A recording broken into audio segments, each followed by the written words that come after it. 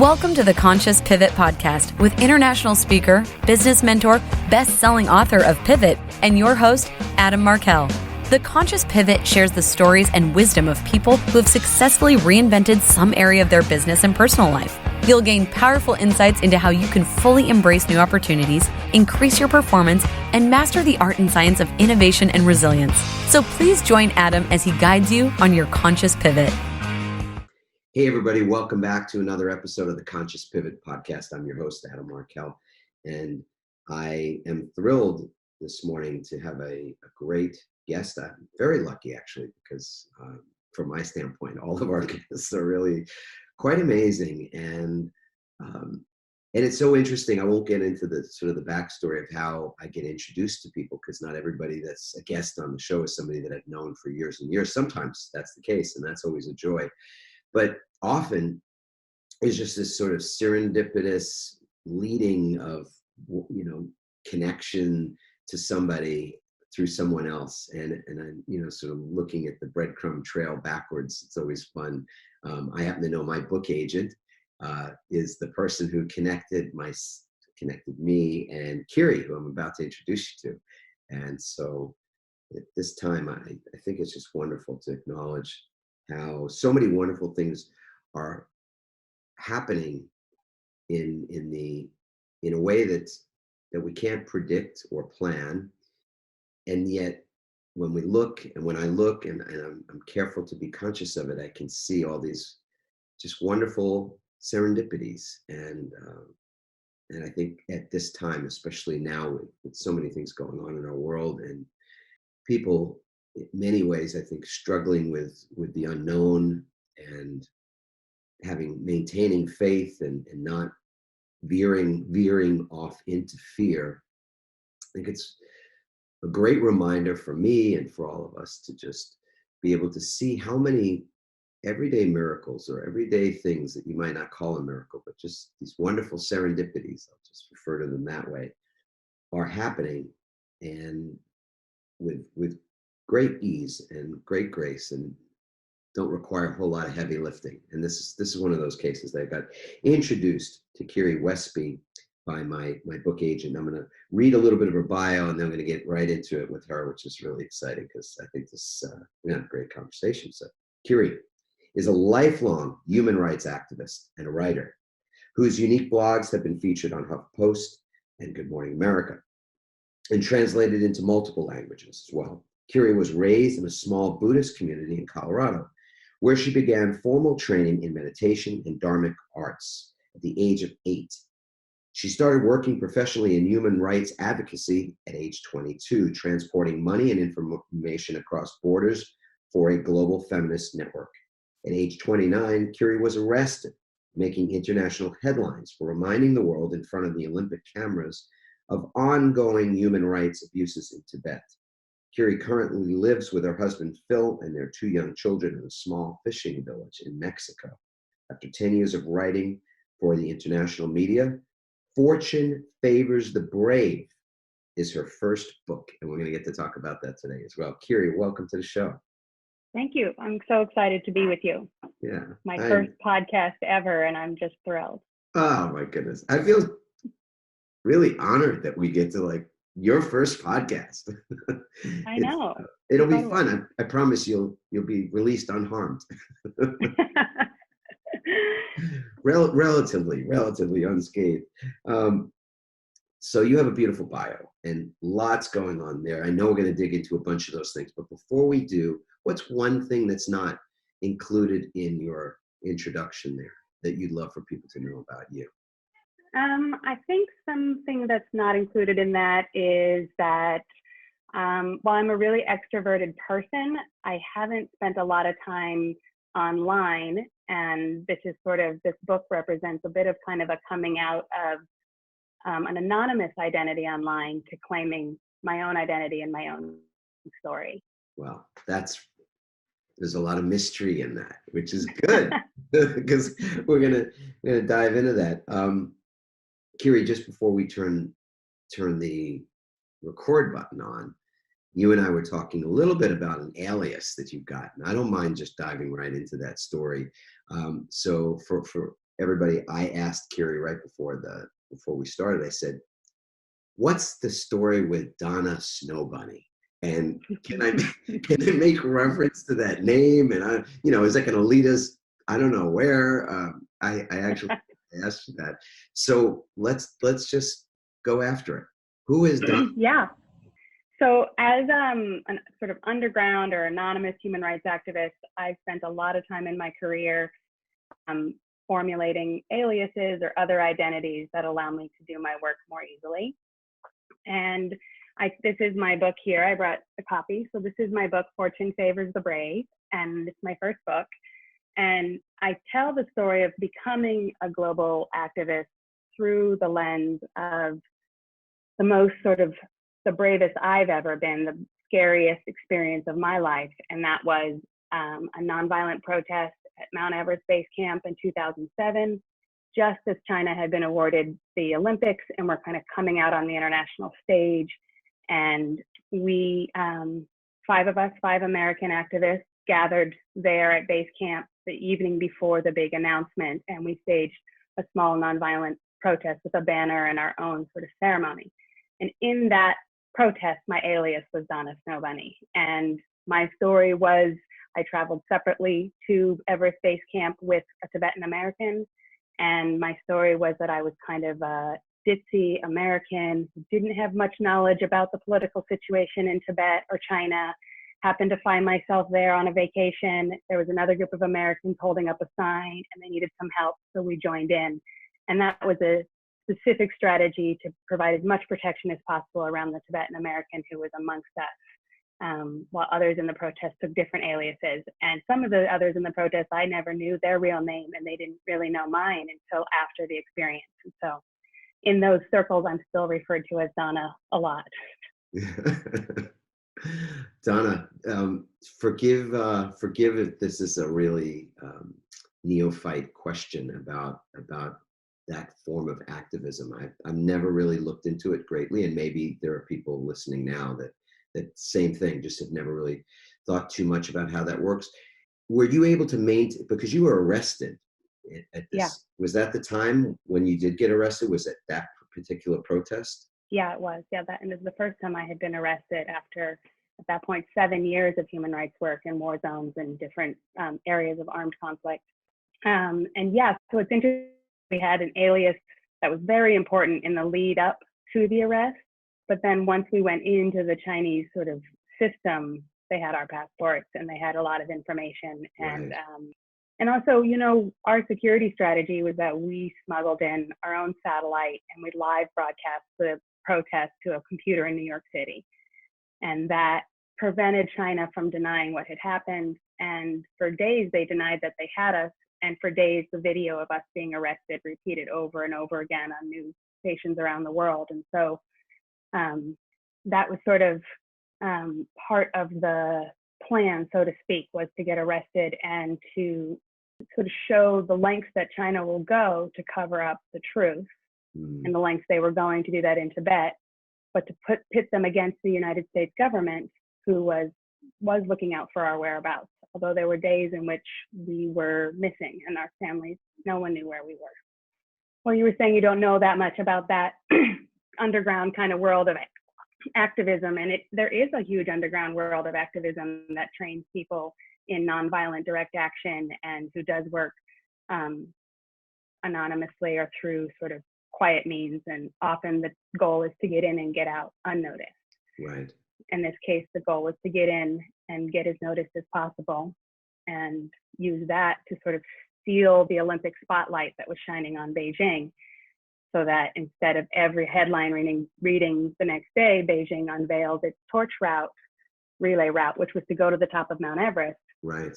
It read, Beijing reveals its torch route, 5 Americans have been arrested, detained, and are missing for days and days. So we added our story to that story as a way of kind of peeling back the truth from that propaganda. Yeah. How long were you held? And were you kept together? We were held for separated? 55 hours once the Chinese secret police, as they're known as, showed up. So originally held at base camp in a cement sort of jail house by the local military. most of whom are ethnically Tibetan, partially because Tibetans can stay and survive and thrive longer in higher altitudes genetically, and have been for generations lived at high altitudes, whereas a lot of Han Chinese get sick when they spend too much time at altitude. Right. So a lot of the original people who held us were military. They were armed, but they were pretty friendly in sort of that general sense of not being too intimidating. And then about 14 hours later, the Chinese secret police showed up, and then everything changed. And that's when we were searched for the first time. We were separated. We were each told different stories, lied to, and we each had a really different experience after that. So there is, this is just my experience. All I could tell was really my story here. But right. In base camp, is it about 14? Is it 14,000 feet? It's just under 18 where we just were. under 18,000. Yeah, it's hard to even walk across the tent. It's remarkable. Much less, yeah. I mean, we were in Lake Tahoe about a year ago, and it was maybe we were at an altitude of 6,000 or so. You know, and there's so you're above a mile high. You're yeah. And you feel the altitude, and you feel the sort of the dryness, et cetera. This was 3 times as high, and that was just base camp, right? And you're staring at a 10,000 foot peak above you, which is Everest at 29,000. Yes. So another 10 or 11,000 feet up. And I had been there before, so I was married in Lhasa, Tibet, and I went to Everest Base Camp on my honeymoon, which is the entire reason I was recruited for this action. So 2 years earlier, I had, as just a tourist, done this same route and learned the sort of permitting process and how one gets to Everest Base Camp. Yeah. That was the original recruitment. But I wasn't, the others on the team were from Rainforest Action Network and Greenpeace and the Ruckus Society. They had been arrested dozens of times. And I was sort of the most novel, most sort of novice and naive of the group, I would say. Yeah. Had you ever been arrested before that? I had never been arrested, no. These other folks had been, clearly, yeah. Yeah. I don't think Tendor. So Tendor is the Tibetan American who we kind of helped get him entry in. If he himself had just tried to go in, no Tibetan from exile has ever gone back in successfully and launched a protest before Tendor. And so part of our role and why we were recruited was to kind of provide cover for him and to help with our American white privilege, help smuggle him and the equipment and everything along the route through storytelling, through fake storytelling, and then to surprise them at that moment. And it was an incredibly successful action.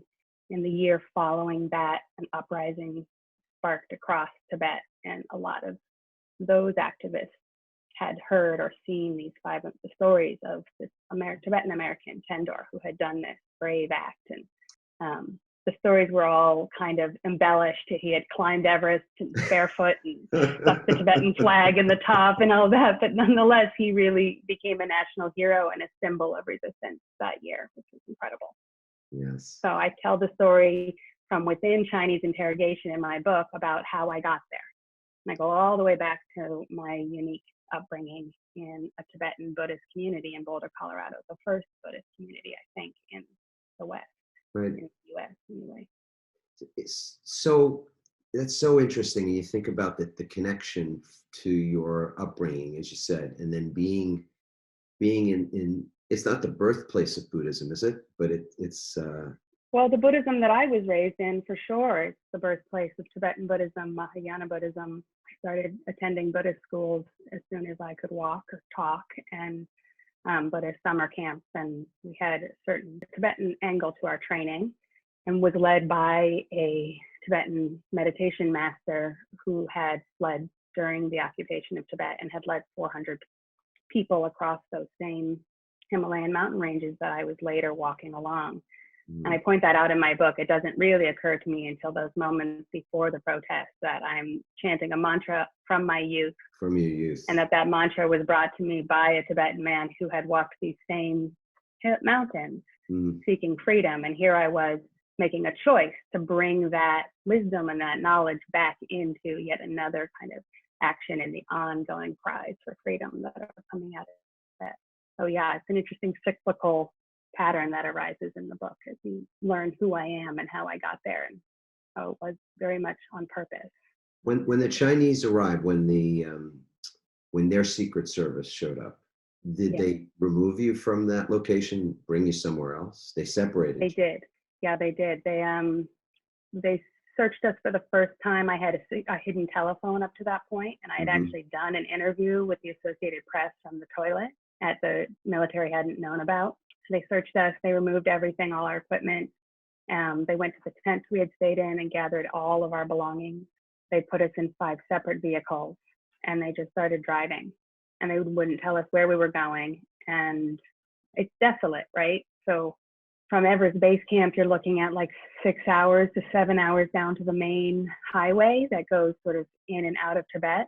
And that whole original section, that first 6 or 7 hours, I was with a Secret Service agent who was just constantly threatening me in my ear, leaning in very close and talking about how I was never going to see my family again, how much she wanted to enjoy watching me suffer, how nobody in the world cared or knows about what we've done, and stuff like that. And I kind of held my own, I think. Another woman? Another female, yeah. I was with 2 female Secret Service agents most of the time. Right. Speaking flawless English. Flawless English. Yeah. And then we get down, about 7 hours later, we get down to that main crossroads.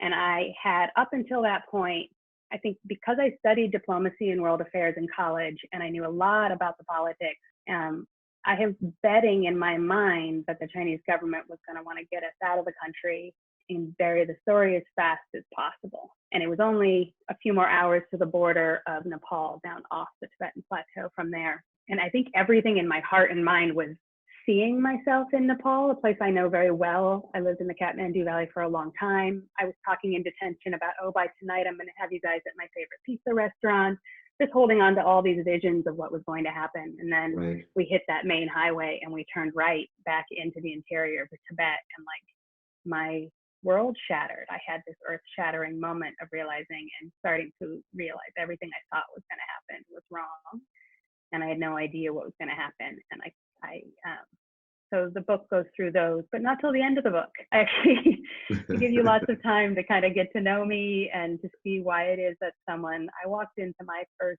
active war zone at 18, traveled away from my parents across the world and walked into Cambodia against all advice, because I had this sort of drive, maybe born out of my Buddhist upbringing, to help people. And I couldn't find satisfaction in Western sort of materialism way of living and striving. Yeah. And you live in Mexico now. And now I live in Mexico. Yeah, which is wonderful. I actually spent a lot of time here as a child, and I learned to speak Spanish at a young age. And I live here in this gorgeous little, mainly Mexican neighborhood, and my parents live 2 blocks away for 6 months out of the year. So is that right? Split their time between here and Colorado, where my other home is Boulder. Yeah. How long did it take you to write the book? This is your first podcast, but this is your first book as well, right? It's my first book, and will you hold it up again? I know folks are Yeah. listening.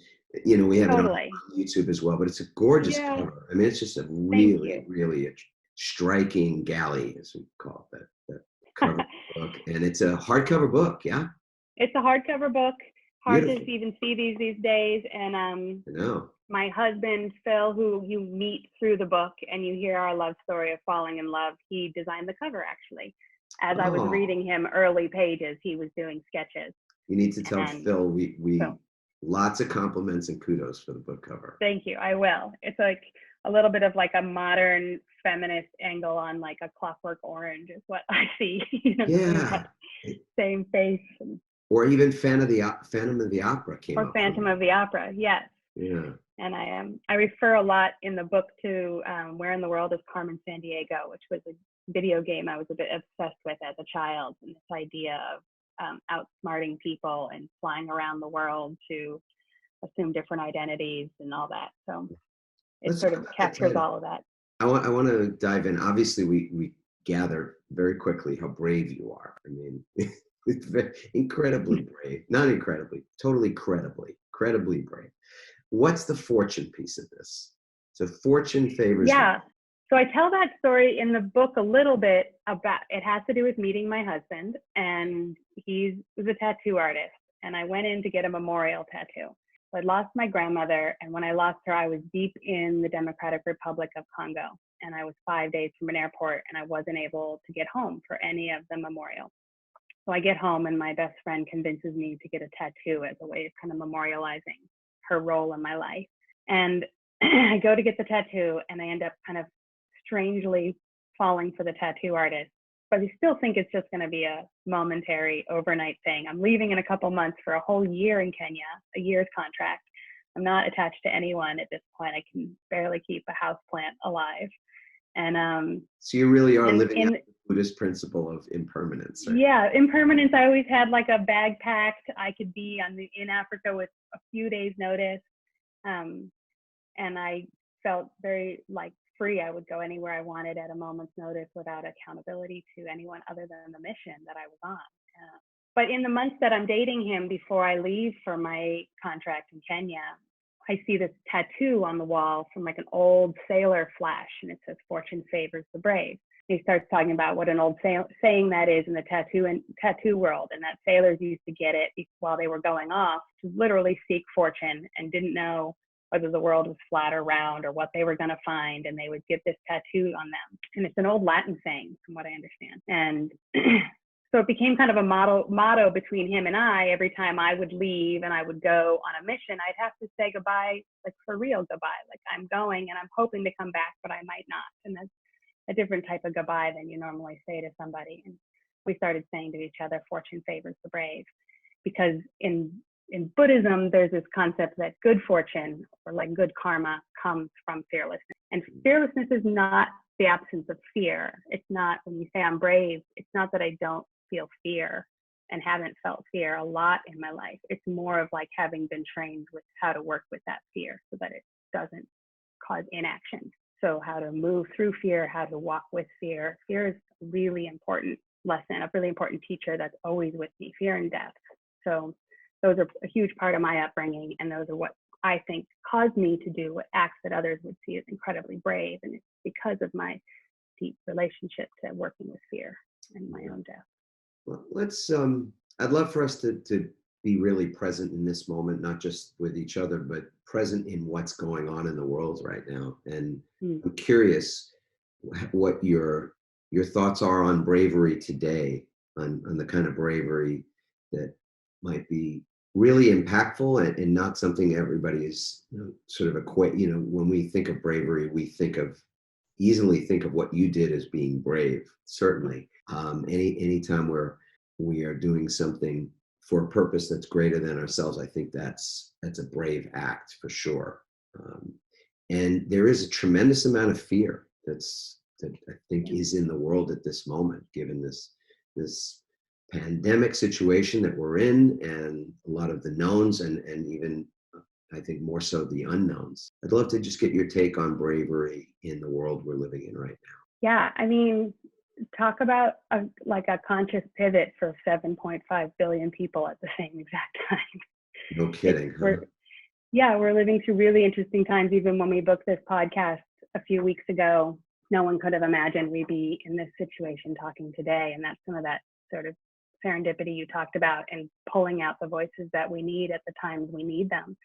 And I think that when you've worked in war and you've looked at suffering as much as I have, you can no longer just look away and live in a place of kind of ignorance or apathy or really a ton of self-involvement, right? It's sort of like every time you take a glass of water, you think about how far people walked for water. Every time you come into a home, you think about people who are homeless. Every time you pass a border with a passport, you think about people who are stateless and identityless. So it's like you never don't think of those things again. But part of my challenge is that I was one of the people who would be in war zones every other month and then be back in Boulder, Colorado, which is sort of the height of having everything you need.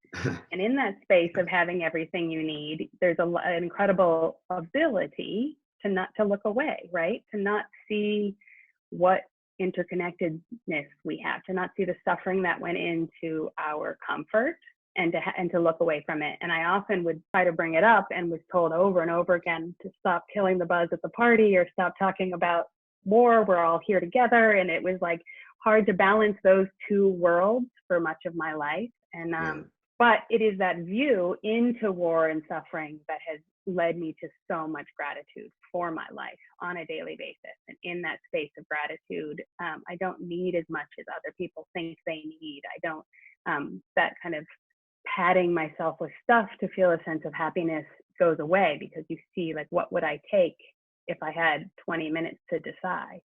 And you would take the people. And I think probably right now there's people who have a lot of things and not a lot of people. And right now people need people. And I think that war is never something many people choose. It comes to them unasked.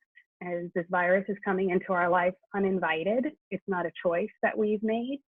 And yet we're being forced to look at, acknowledge, and understand our interconnectedness, even down to how much my breath may affect your breath, my space may affect your space in a whole new way than anybody's been wanting to look at it. And we don't have a choice. And that's because death and suffering is coming with it, unfortunately, for so many, and it's random.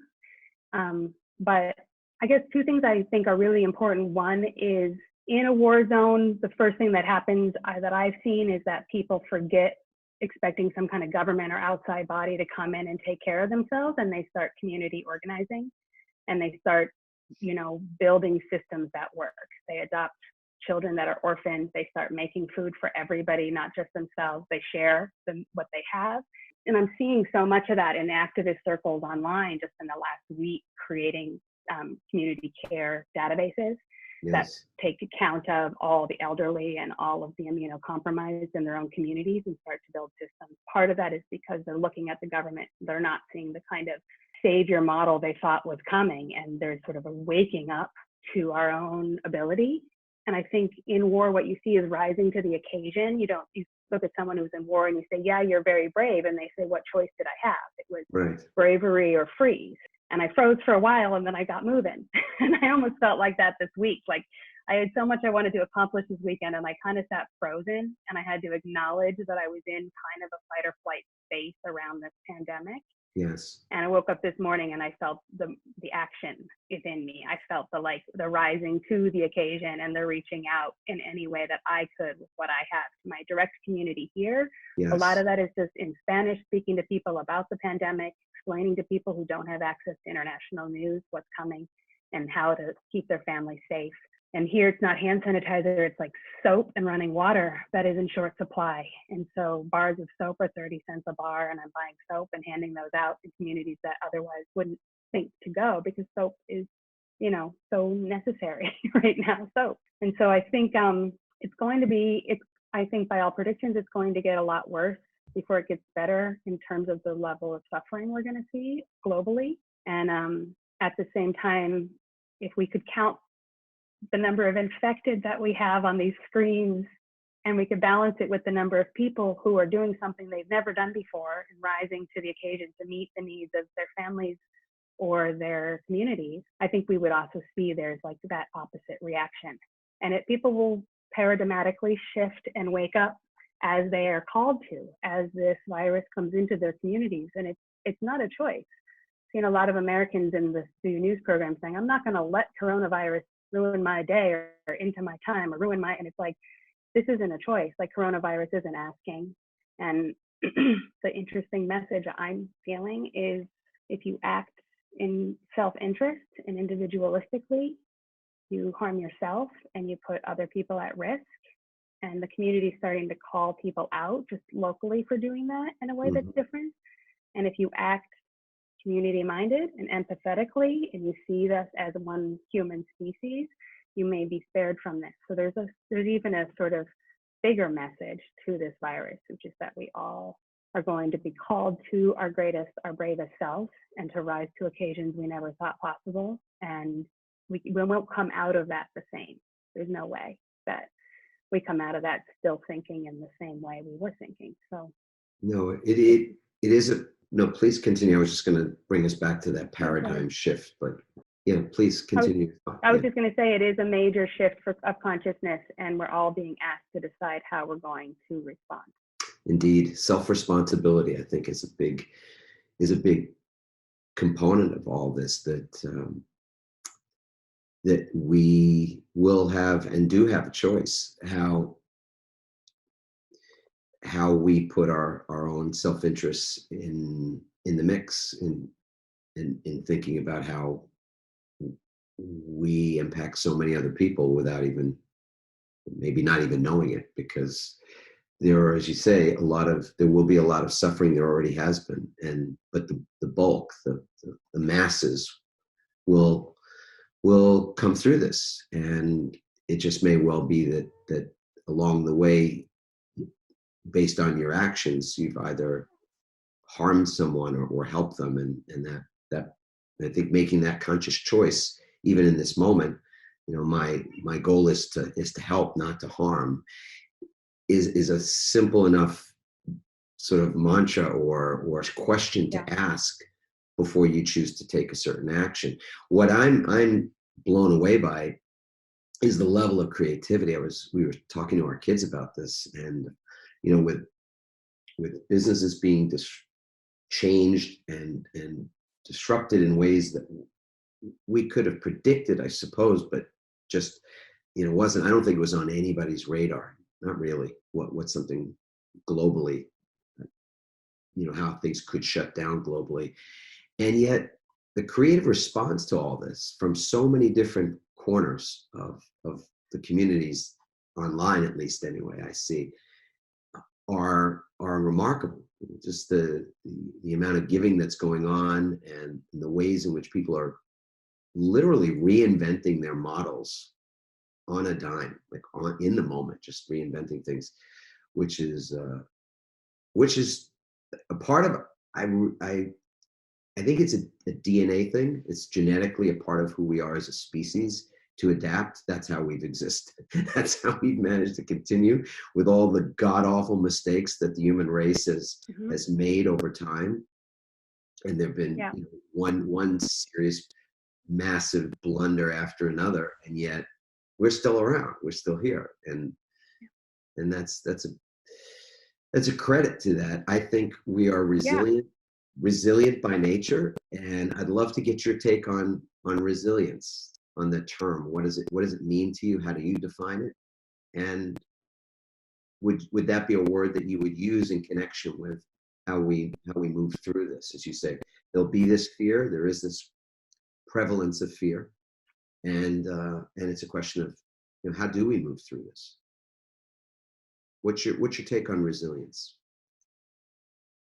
Yeah, I think that I just wanted to say about the creativity. Of course, we're seeing that in our world as well, really beautifully. Even in history, out of the Dark Ages came the Renaissance. And I think humanity, who have been resisting, figuring out a way to adapt to how many of us are on this planet, and say, I could never telecommute, I could never work from home, I could never figure that out. Entire industries are figuring that out. And maybe we're realizing we don't have to drive in our cars singly to a location, and that model doesn't work for 7.5 billion of us. Like, there's so much of that coming out of it, and that people have been reading my book. I was lucky, I had my book launch on International Women's Day in Oakland on Sunday, March 8th, and it was the last day that public events were allowed in the Bay Area. And about 40 people bought my book and that day, and then I flew back home. We were handing out hand sanitizer with every book sold, and people are reading it and they're saying, wow, this is like a whole, I haven't had time to read. Like, I used to commute for 2 or 3 hours a day in my car, and I haven't picked up a book in the longest time.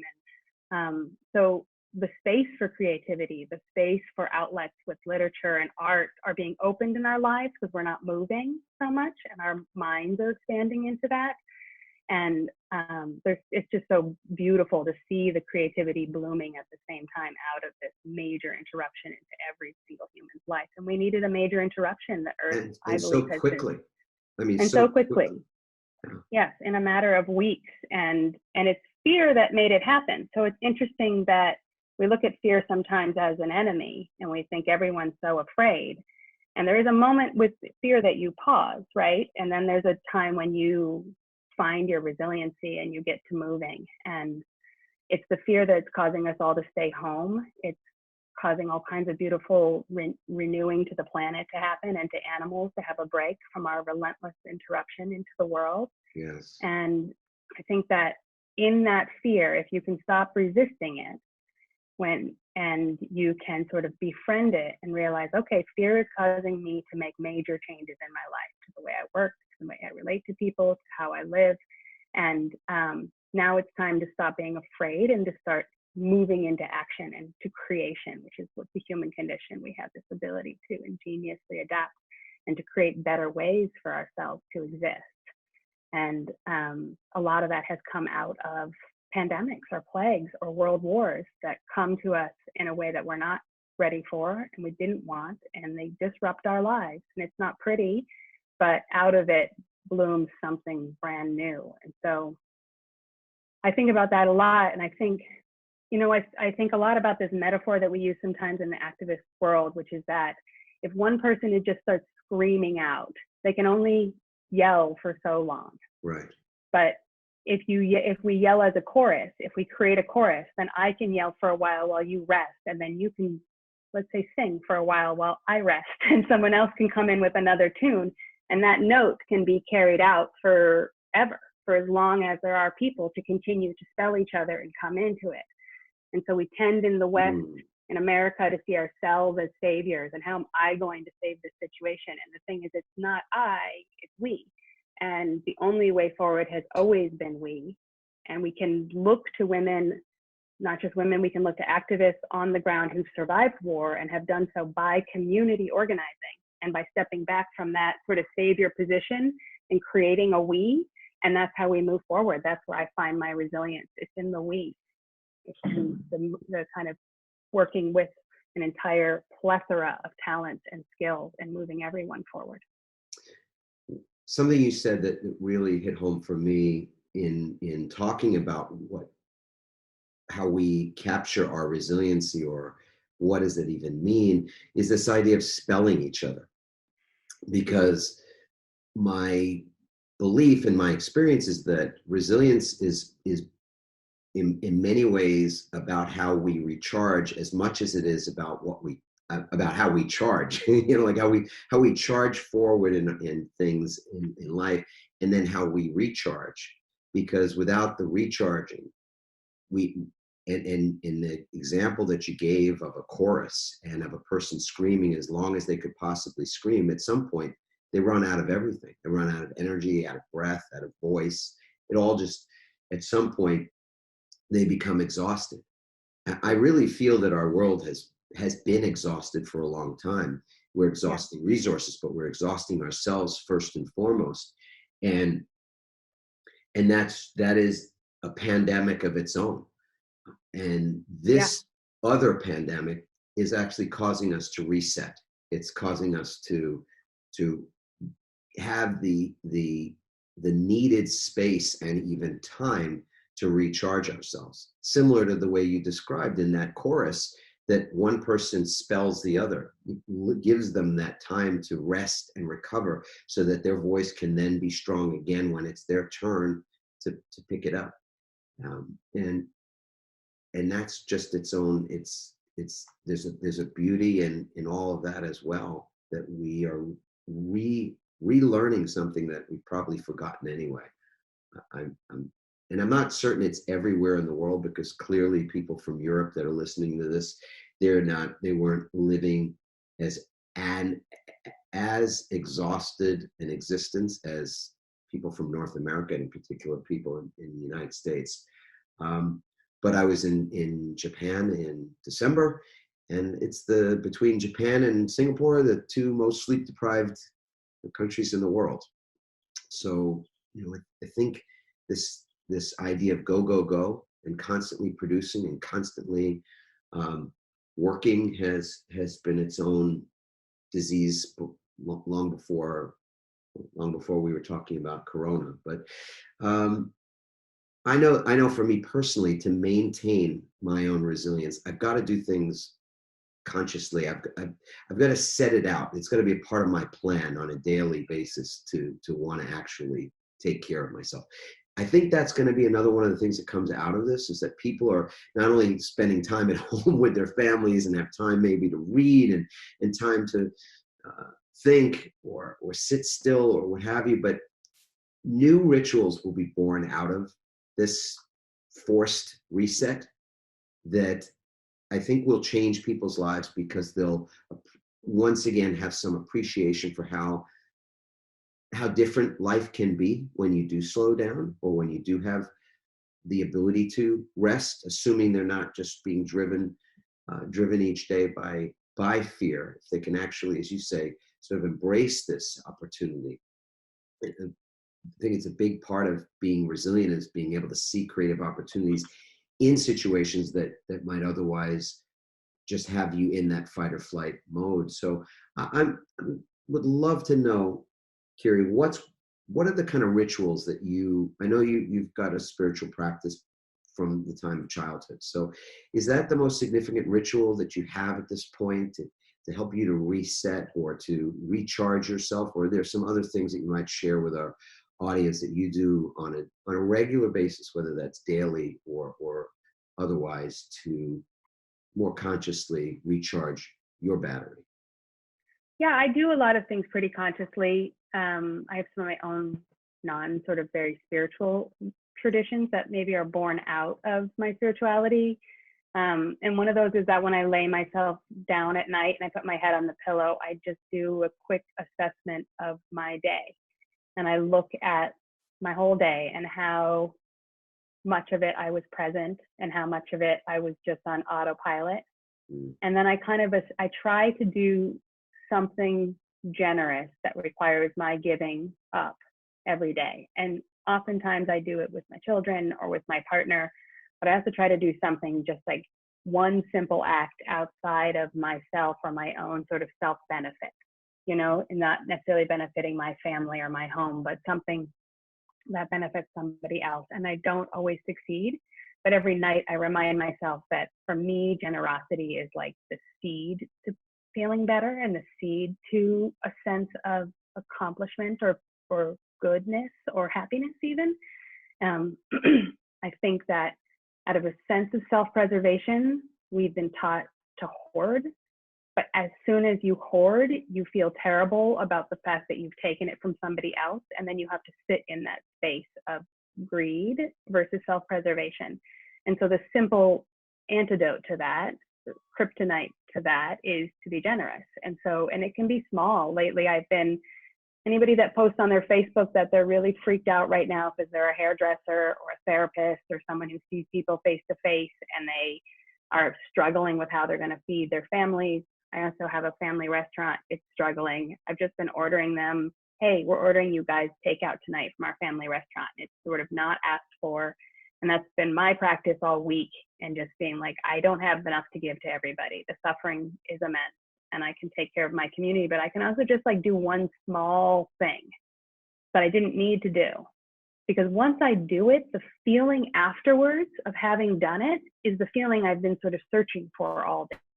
It's the feeling of being useful to somebody, of being needed, of being in that chorus. So that is my note. Maybe today my tiny note that I can do for humanity is ordering food for somebody or sharing food. But if I'm not having any note, I end up feeling like I'm not useful to the choir. And so it's not like you don't have to scream or bang your head against the wall all day long, but if you could do one note every day that added to the choir of humanity, then you're singing. And there's actually a physical feeling that happens when you do that. And it's nice to lay down at night and note it and just say, oh, I did that one thing. And it actually becomes unconscious. Or sometimes I lay down at night and I say, wow, I was really unpresent today and I was super selfish and I did a lot of things that were not correct. And tomorrow I have the opportunity to double down a little bit.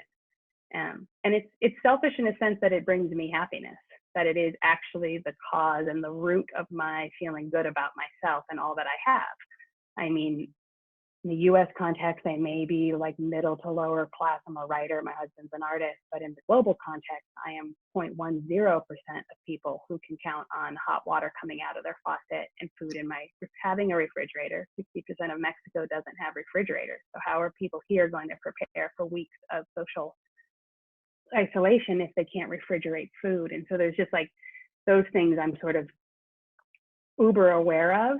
And the antidote to the fear or anxiety is generosity. Small acts of generosity, whatever it is. You help someone across the street, you buy 2 oranges and leave one at your neighbor's door. It doesn't have to be major. It doesn't have to be, but if you do it every day, I guarantee you'll feel better. You'll feel like you're part of humanity, and that will alleviate the depression and the cutoffness and the isolation that people are feeling. I do. I love the spectrum that we've been able to cover in this conversation, because there are people that would look at you and think, what a great model, and somebody they completely respect, and maybe even have some envy of the fact that you've taken chunks of your life and devoted them in the way you have, in the way that we respect when we see it and honor. And yet that doesn't mean people are going to get on a plane and go perform an act of activism and end up in the situation that you talk about in the book. And I want people to go out and get that book so they can find out how it all, I mean, obviously they know here, that's the good news, you're around. But I know there are a lot of probably very, very captivating details that we've left out, and that people want to read about that. But I think there's a tendency sometimes we see someone like yourself and they go, well, they're just cut from a little bit of a different cloth than I am. I mean, I just good on her, and I support people like that every day, but I haven't lived that kind of courageous life. And then we put ourselves in that other bucket somehow, that it's an all or nothing. And generosity is not an all or nothing. Gratitude's not an all or nothing. The drop in the bucket is just as significant as possibly some bigger act, or some bigger pour, if you will. That drop is significant. And I think stick with that analogy you gave us of the chorus, and that one note that adds to the entire thing. So as a ritual, and no one on the show in 170 episodes or something has ever struck that particular chord, has sung that note the way you just did, in terms of a ritual to build us up, to build our resilience in small acts. I think that, and just to speak to what you just said too, I think that I try to say, I started out my book launch speech saying that this is not a hero's story, even though it's kind of packaged in the way we are used to seeing a hero story packaged. In many ways, it's kind of it's like a slaying of the internal hero that I set out as at 18 years old, with a lot of bravado and ignorance and well-meaning, wanting to help mistakes that I made, Kitty. And in the story, I talk a lot about the mistakes I made, and the activists who folded me in, even despite my ignorance and my mistakes, and said, we understand that you came here to save the world and you think you're helping us, but let us help you understand the role you have to play in this movement of millions. And through my story, I'm actually trying to tell the story of so many women on the front lines who have been fighting for their entire lives for a scrap of the freedom that I was born into, and how through my ignorance and making mistakes and the gentle patience of these activists, I became more aware of what it was I had to offer the chorus, and how to offer it in a way that was helpful and non-disruptive. And I hope that in reading my story, other people can see that, but also see themselves and see that I am you. I am an average American who knew nothing when I started out, with nothing but a big heart. And through a lot of missteps, I became the activist that I am today. But in reading my story, I hope that it brings people a sense of courage, that people feel braver afterwards, and rise to this occasion we all find ourselves in together. Yes. What a perfect place for us to conclude, Kiri. That's just beautiful. Donna Snow Bunny. Well, thanks for having me. Such a wonderful conversation. And I'll remind myself and all of us that we get this opportunity, if we're lucky, every day. We get the opportunity to reset ourselves, and begin from 0 hour, so to speak. And there's no guarantee of that. So for me, my waking ritual is always the same every morning. I'm lucky enough to wake up. I spend a moment just appreciating that this is something worth appreciating. And that whole process takes 10 or 15 seconds. It doesn't have to take a whole lot of time. And then I declare out loud these 4 simple words: I love my life.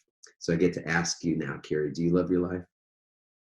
Yeah, I do. I love my life. And I would say add to those words, how can I help? Those would be my next 4 words. If you're resourced enough to love your life, and keep doing what you do, Adam, keep putting the message out there, keep tiny acts of generosity in your mind. And it's time for us to take that knowledge and just keep expanding it outwards. The world really needs us right now. Yes, one voice, one note at a time. Yeah. But together. One chorus. That's beautiful. Kiri, thank you again. Thank you so much for having me. This was great. Thanks for listening, everyone. We hope you now have the tools and greater insights to navigate your own pivot. Help us inspire others by sharing this episode and leaving your comments over at adammarkel.com/podcasts. For more tips, strategies, and support as you consciously pivot into a new business and lifestyle you love, join our Pivot community on Facebook at pivotfb.com.